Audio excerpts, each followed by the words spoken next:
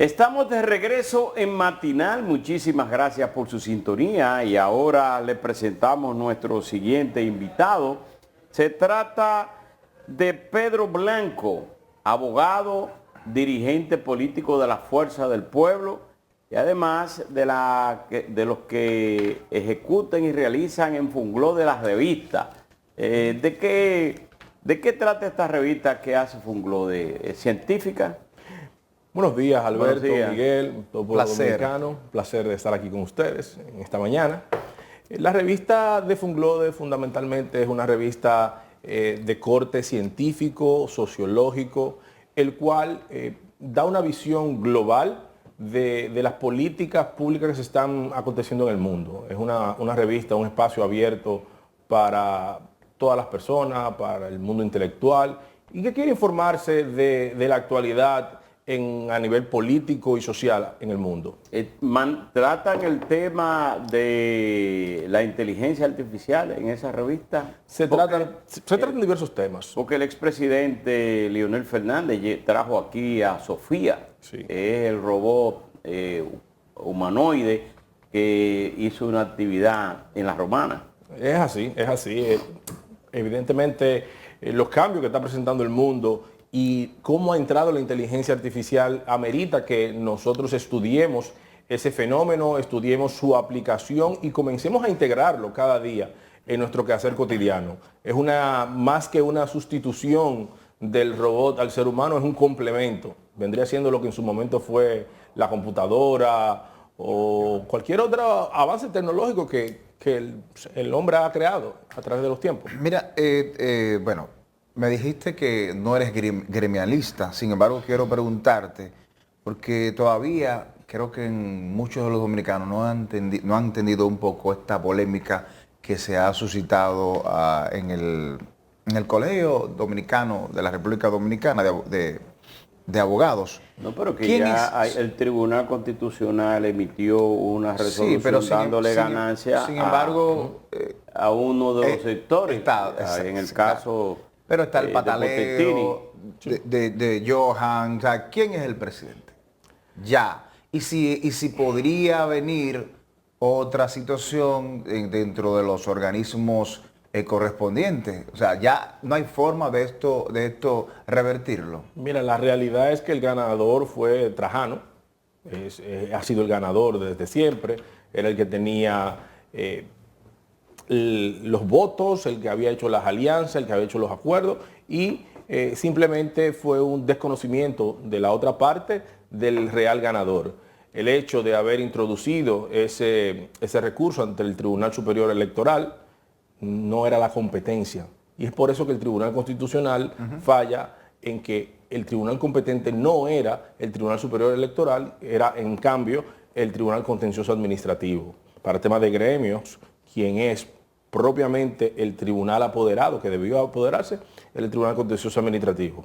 El Tribunal Superior Electoral trata exclusivamente, se circunscribe a temas electorales y entre partidos políticos. Y hay que hacer una distinción que los gremios, aunque se han politizado a través del tiempo, no son parte de la estructura política per se. Bueno.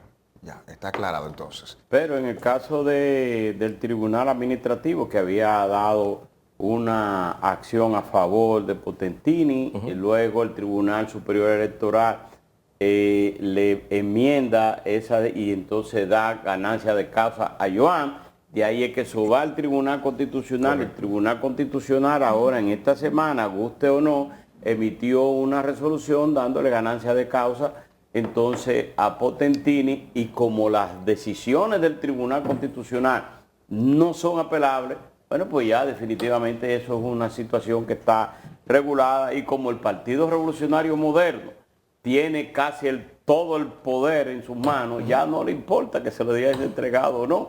Ellos habían peleado durante el proceso interno porque eso pudiera crear quizás algunas dudas y algunas cosas en el proceso, pero ya no le interesa esa parte. Me gustaría conocer cuál es la posición de la Fuerza del Pueblo, tu partido, en torno a las reformas, y tú como abogado, sobre las reformas constitucional, a las reformas o sea, hay varias reformas, pero sobre todo en el caso constitucional, que dijo el presidente que la próxima semana será sometido al Congreso. Mira, yo creo que la reforma es extemporánea. Nosotros tenemos una constitución del 2010, una de las constituciones que por constitucionalistas iberoamericanos han dicho categóricamente que es una de las más avanzadas de Latinoamérica. Entonces, entendemos que toda constitución, toda ley siempre tiene un ámbito de mejora, pero no existe una razón fundamental por la cual realizar una modificación de la Constitución. Las instituciones políticas dentro de la propia Constitución están claras, las elecciones de los presidentes, las elecciones de los diputados, senadores. Hay un tema que siempre los partidos políticos que están en el gobierno quieren hacer ciertas modificaciones y ciertas enmiendas y siempre termina versando en el orden de la elección presidencial. Entonces, entiendo que debemos dejar madurar nuestra Constitución. Nuestra Constitución apenas tiene 14 años. Y en menos de 25 años, 25 o 30 años, en ese espacio de tiempo, hemos tenido más de 24 reformas. Pero la reforma versa, de acuerdo a lo que dijo el presidente Abinader, es para ponerle un candado que aquí, sentado donde tú estás, dijo el senador de la Fuerza del Pueblo, Félix Bautista, dijo que sí, que está de acuerdo con que se haga esa reforma, pero que se coloque no solamente un seguro, sino, ¿cómo fue que él dijo? No un seguro, no un candado. No un candado, porque además del candado se le ponga un seguro a esa Constitución, que es lo que quiere, para que nadie ose de reformar la Constitución para su beneficio, buscar la reelección. Incluso Milton Ray Guevara dijo que favorece que la Constitución de la República sea más robustecida en ese sentido. Mira, son opiniones que tienen juristas, también un jurista de mi partido. Yo te diría que entiendo que no es oportuno eso. Tenemos muchas otras reformas que realizar en el sector público, en la institucionalidad del país, que son mucho más importantes a mi modo de ver, y creo que también es parte del sentimiento que tiene nuestro partido, de que la Constitución no se toca. Hay quienes piensan que el asunto de la Fuerza del Pueblo y del presidente de esa organización, el expresidente Leonel Fernández, es que no se toque la Constitución porque fue su Constitución de 2010. No estamos hablando de que sea su Constitución o no, es que realmente fue una Constitución consensuada. Fue una Constitución analizada no solamente por juristas dominicanos, sino juristas internacionales. Realmente se ha protegido un sinnúmero de derechos que nuestras constituciones no tenían. Solamente la Constitución del 63 era tan avanzada como la que tenemos actualmente ahora.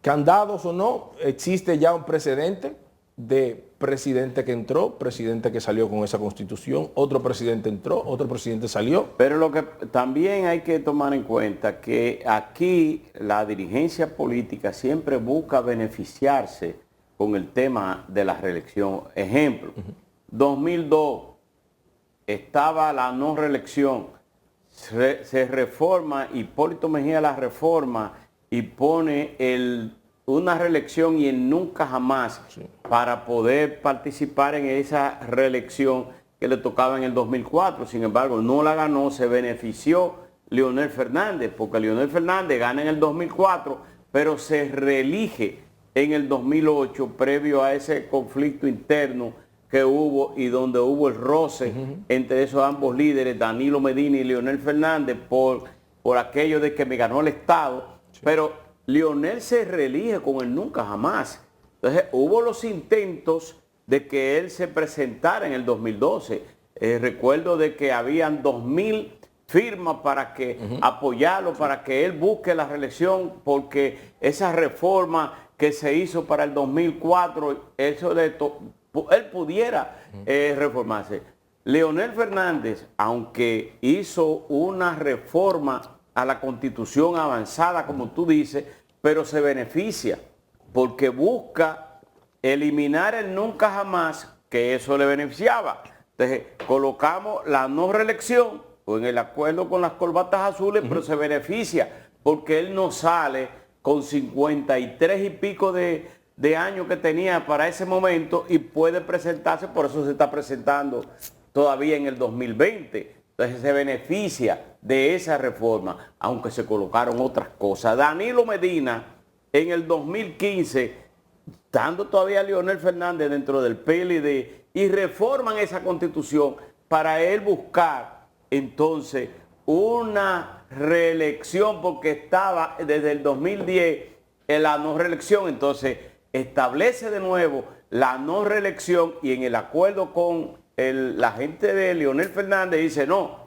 vamos a poner un candado, que el presidente actual, Danilo Medina, así dice la Constitución de la República, no puede presentarse en el 2020.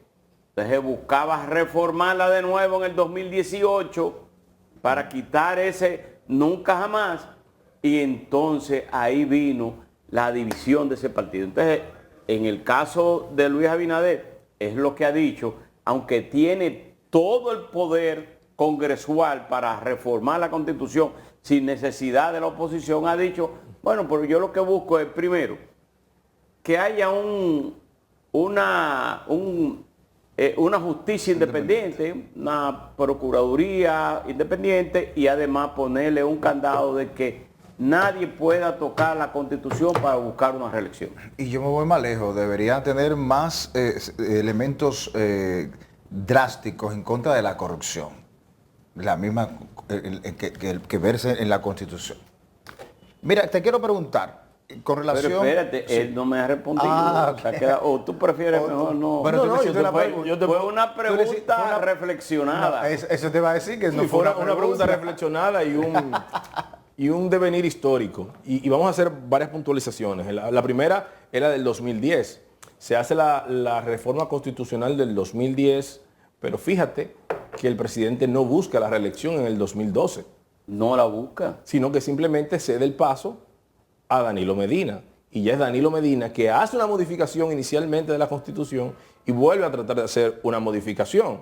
O sea, el presidente Fernández no pensaba, después del 2012, tener que volver a la presidencia. Eso no era su pensamiento inicial. Ya luego, las otras modificaciones que hemos visto que han pasado, siempre tienen ese corte, es una realidad. Pero ya la propia Constitución establece los mecanismos. Y en el tema que se comentaba de la justicia del 2007 tiene un corte independiente. Y el tema de la Procuraduría, que se habla de la fiscal, del Ministerio Público en sentido general, el Ministerio Público tiene ya una carrera y tiene una ley orgánica que establece y delimita hasta dónde llega o no. Y ya luego el tema del procurador propiamente hablando, yo no estoy de acuerdo, siendo administrativista, en esa disección de su independencia, porque esa independencia va a ser relativa. ¿Cómo tú lo vas a elegir? ¿Quién lo va a elegir finalmente? Puede ser el Consejo de la Magistratura. Un Consejo de la Magistratura, bien, pero ¿quién conforma el Consejo de la Magistratura? En su mayoría, el que esté en el gobierno. Son entes políticos, siempre, no solamente Porque República puede Dominicana. ser el Senado de la República que la elija. Claro, pero al final de cuentas siempre tiene un corte partidario.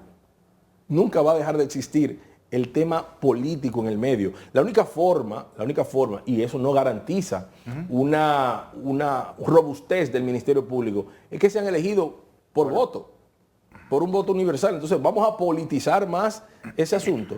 Yo entiendo que el Ministerio Público, y es una tradición francesa que tenemos nosotros, continental, del derecho continental, es eminentemente un brazo del presidente en materia Pero no puede jurídica. ser un procurador independiente que sea y reciba un decreto de un gobierno, de un presidente de la República. Porque en el caso de Miriam Germán, porque es una mujer honorable, es una mujer de mucho prestigio, muy independiente, pero esa es ella, pero puede venir otro que no sea ella. El puesto es la persona. El puesto al final de cuentas es la persona. Si es honorable, será honorable, siendo elegido por voto universal o siendo elegido por el Senado o siendo elegido bajo un decreto. Está en la personalidad de cada quien. Pedro, bueno, el Código Penal sigue siendo el tema ahora mismo controversial. fue aprobado en primera lectura en la Cámara de Diputados, ya tuvo 2 lecturas en el Senado. Me gustaría saber cuál es tu posición, sobre todo con algunos de los artículos que no solamente las 3 causales, otros son muy controvertidos, como el artículo 14, hay otros 128, etcétera. ¿Cuál es tu posición con relación a esto? Mira, ha tenido una primera lectura, yo entiendo que ya debe volverse, necesita otra próxima lectura para su posterior aprobación. Yo creo que tenemos que seguir conociéndolo mejor. La clase jurídica tiene un compromiso con esta sociedad de analizar conjuntamente con la Cámara de Diputados y el Senado de la República ese código.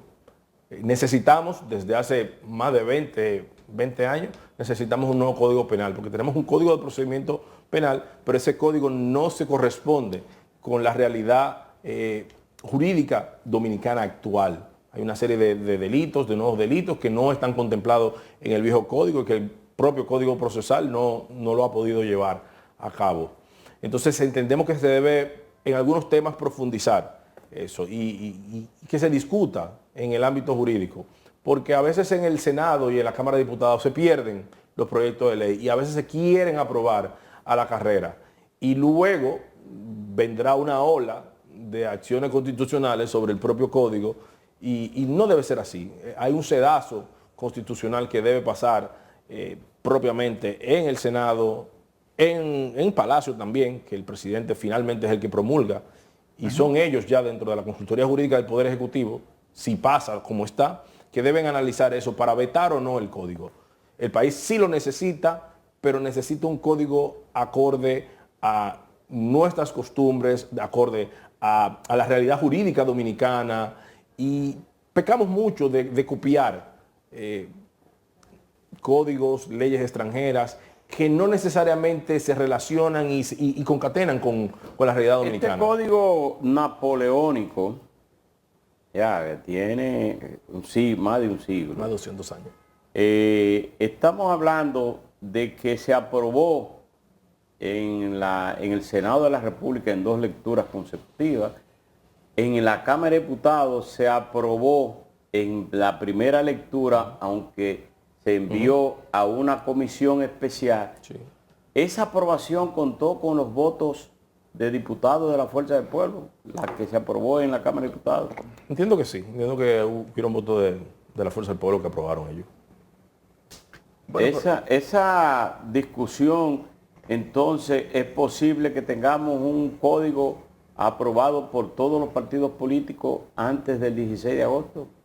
Mira, no te sabría decir, porque ya luego de que se ha ventilado cómo quedó el proyecto, acuérdate que es un proyecto que ha sido modificado en varias ocasiones, que ha tenido enmienda tras enmienda dentro del propio Congreso.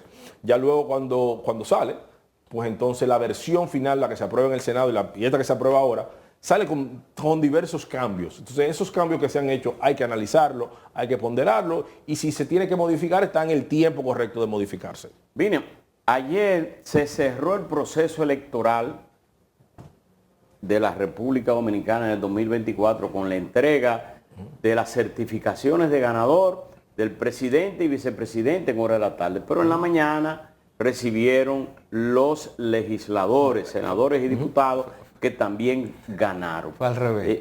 En la mañana el presidente y en la tarde los bueno, congresistas. Ayer recibieron su certificado todos los ganadores. En el partido Fuerza del Pueblo, ¿qué pudiera ocurrir en cuanto a la candidatura presidencial del 2028?